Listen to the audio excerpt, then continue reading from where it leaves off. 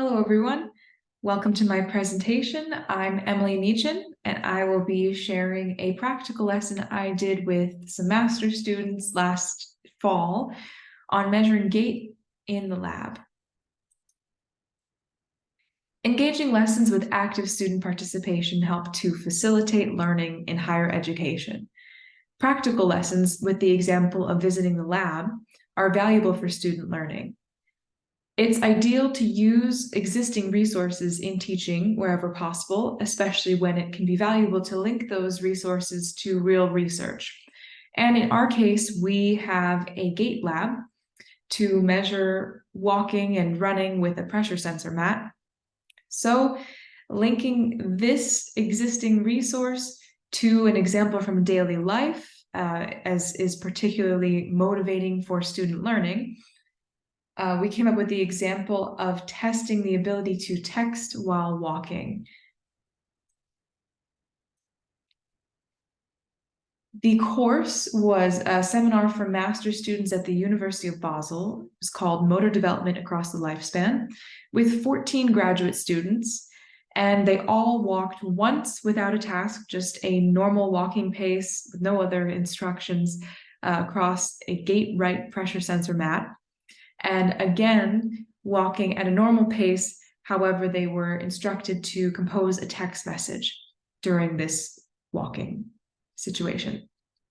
The order of the texting versus no texting was randomly assigned, with the order different for each student to control for potential order effects.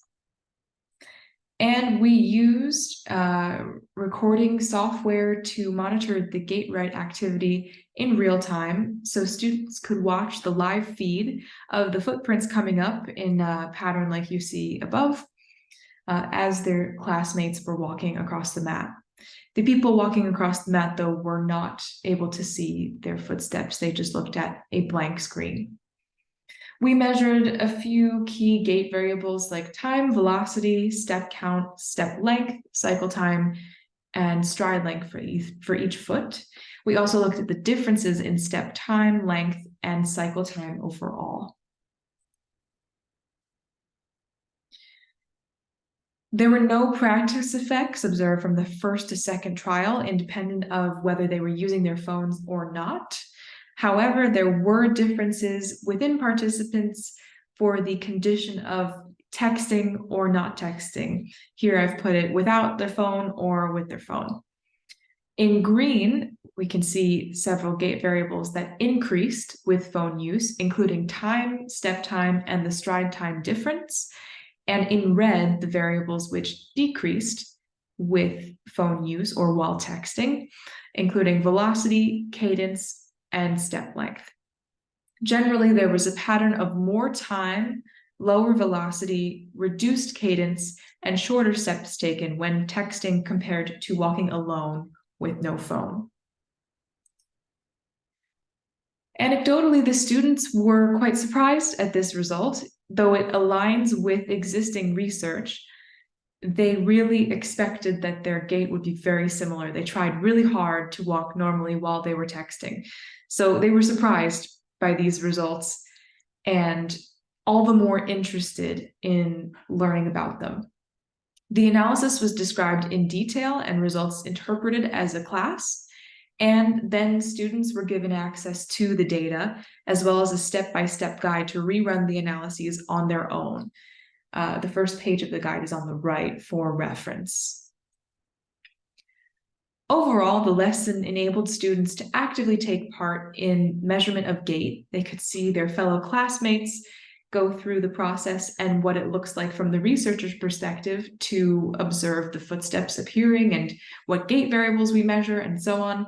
And they could also see the participant perspective, what it's like to do a small, very small study involving gait. So overall, this gave them a glimpse into the motor development research world, connecting some of the things that they had learned in class with a practical assignment that matches some existing research in a very small way. Students tested and evaluated how their own gait changed with or without simultaneous texting, which helped them to understand at a very personal level dual task costs, trying to complete some kind of task like texting while walking, the attentional limitations that take place in such situations, and the cognitive and motor interactions that are involved in processing a lot of information at once. And again, they were quite surprised to see how they did have some dual task costs and reduced gait in their performance. The students were also given access to the data with a step-by-step guide for analysis. This allowed them to practice running the analysis on their own or to do some exploratory analyses of interest to them. And providing resources like these is a way to increase student learning, where they can try some things independently, they can see their own examples of the class, and really have a lot of motivation to look into this in more detail. Of course, this comes with a few limitations. This is a very small sample. It's a small group of students. And so we cannot interpret these results with the sample alone as something conclusive. However, it is nicely consistent with existing research that shows there are some costs to gait when texting and walking. The students' expectations were not formally measured, so we had anecdotal information about what they expected and how they expected to perform on the task. But in the future, something like a short survey before and after the task would be really useful to measure that more precisely and get some more confirmation on what they felt or what they expected their performance would be on the task. There are also some resource-related limitations. This kind of example requires access to a laboratory and measurement tools for gait, like the Gait+, which can be very costly.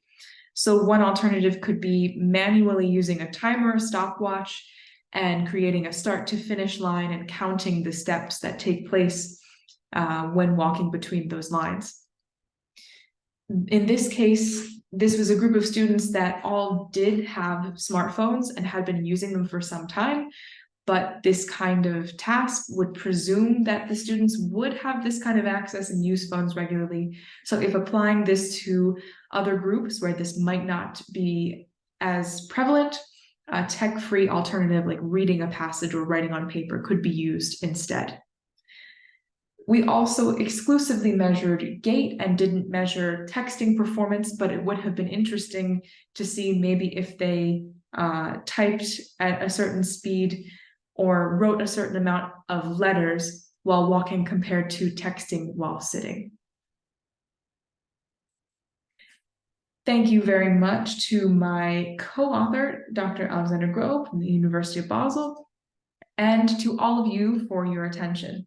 I look forward to seeing you all at the conference and answering any questions you might have.